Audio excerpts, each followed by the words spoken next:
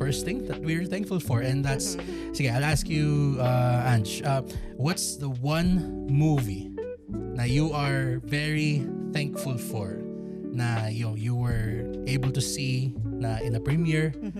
Siguro dahil nga sobrang parang raucous ng crowd, talagang parang Avengers Endgame level yung dating ng buong sinihan. Ikaw? Yeah. Funny you mention Avengers kasi isa sa mga pinaka-thankful ako na napanood ko na movie na sobrang para siyang naging emotional release for me, yung Thunderbolts.